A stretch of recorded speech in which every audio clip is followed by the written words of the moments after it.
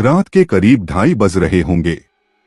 Night shift करने के बाद मैं पैदल ऑफिस से घर की ओर लौट रहा था। वाहन न होने के कारण बीते 1-1.5 साल से महानगर की सूनी बियाबान और लंबी सड़कें हमसाया बनकर मेरे साथ चल रही थी।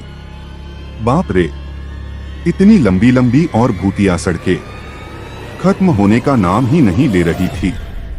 बस चलती रहती हैं, रुकने का नाम ही नहीं लेती। ऐसा घनघोर अंधेरा था कि पैर कहाँ पड़ रहे थे पता ही नहीं चल रहा था। कहीं खंभों की लाइट से फूटते सफेद झिलमिलाते प्रकाश में नहाती सड़कों की खूबसूरती दिख रही थी।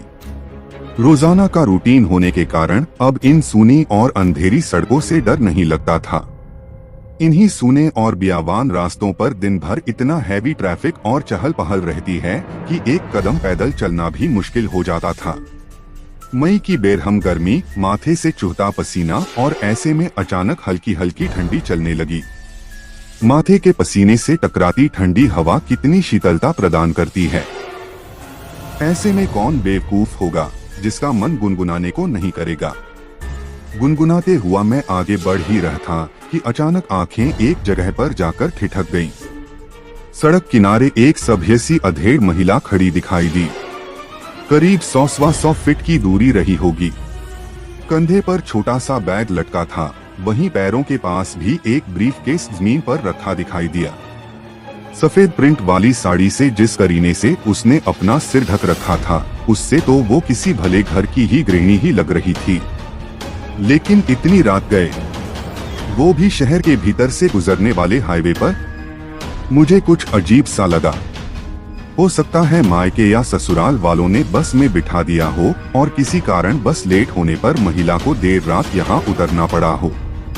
शायद उसका घर यहीं कहीं आसपास ही होगा, या फिर शायद सवारी ऑटो या रिक्शे का इंतजार कर रही हो। लेकिन इतनी रात गए रिक्शा कहाँ मिलेगा।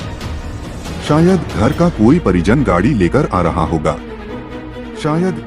शायद सोचते हुए मैं उसके बहुत करीब आ गया। नजरों से नजरें टकराई, मगर वो जरा भी नहीं झिमटी। मेरी आंखों में बराबर देखती रही। भय का नामो निशान तक नहीं, वरना इतनी अंधेरी और सूनी रात में एक अकेली महिला। कम से कम मुझ जैसे मवाली सरीखे इंसान को देखकर तो डर ही जाए। लेकिन वो तो लगातार घूरती रही, चेहरे पर न कोई हाव न कोई भाव। हाँ, होठों पर मुस्कान बराबर जमी रही। मैं ही झेंप गया। मुझे ही नजरें हटाना पड़ी, कहीं ऐसी वैसी तो नहीं। फिर एकदम से सिर झटक दिया। होगी कोई, मुझे क्या लेना देना। मैं तेजी से कदम बढ़ाता हुआ अनजान महिला को क्रॉस कर गया। अनजाने डर और शर्म के मारे मैंने फिर पलटकर नहीं देखा। न जाने वो क्या सोच बैठे। चलते चलते मैं दूसरी सड़क पर आ पहुंचा। अब वो सड़क और महिला पूरी तरह से ओझल हो चुकी थी। कहीं कोई भूत-वूत तो नहीं थी। थोड़ी देर पहले भला लगने वाला रास्ता अब भयभीत करने लगा था। मैं जल्द अपने घर पहुंच जाना चाहता था। इसी तारतम्य में चाल में गजब की तेजी आ गई और बड़े बड़े डग भरने लगा। करीब 1.25 किलोमीटर ही चला था कि अचानक मुंह से चीख से निकल गई। वो महिला करीब 100 गज दूर उसके सामने सड़क किनारे ठीक उसी ढंग से खड़ी दिखाई दी। कंधे पर बैग और जमीन पर ब्रीफकेस। यह कब यहाँ आ गई? एक ही रास्ता तो है। न कोई गाड़ी निकली और न ही वह पैदल दौड़ती हुई मुझसे आगे निकल गई। मेरा पूरा शरीर डर के मारे पसीने से तरबतर हो गया। लगा कि आज की रात आखिरी रात है। वो भूतिया औरत कुछ देर में मुझे चबा-चबाकर खा जाएगी। मैं बेतहाशा भागा।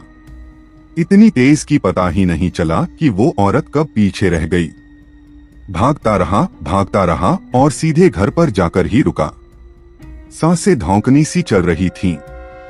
घर के बाहर ही कुछ पल खड़ा रहकर अपनी सांसों पर कंट्रोल किया।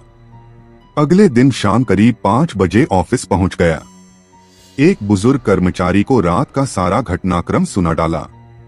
वो हंसते हुए बोले, अरे कहीं बूचड़ खाने के पास की बात तो नहीं कर रहा है।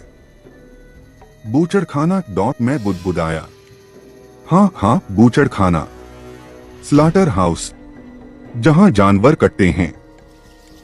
बेटा, वो सड़क बहुत खतरनाक है। बहुत हादसे होते हैं वहाँ। तेज रफ्तार बड़ी गाड़ियों ने बहुत सारे लोगों को कुचला है। सुना है कि कई साल बस का इंतजार कर रही एक औरत को भी एक ट्रक ने रौंद डाला था। तुझे ही नहीं, बहुत सारे लोगों को दिख चुकी है। लेकिन बेटा, भली औरत की रूह लगती है, कभी किसी को नुकसान नहीं पहुंचाती। मैं हैरान था और परेशान भी। अब कैसे निकलूंगा उस रास्ते से रात में पैदल? और एक आत्मा औरत की रूह से आमना सामना हुआ है मेरा, वो भी भली औरत की रूह।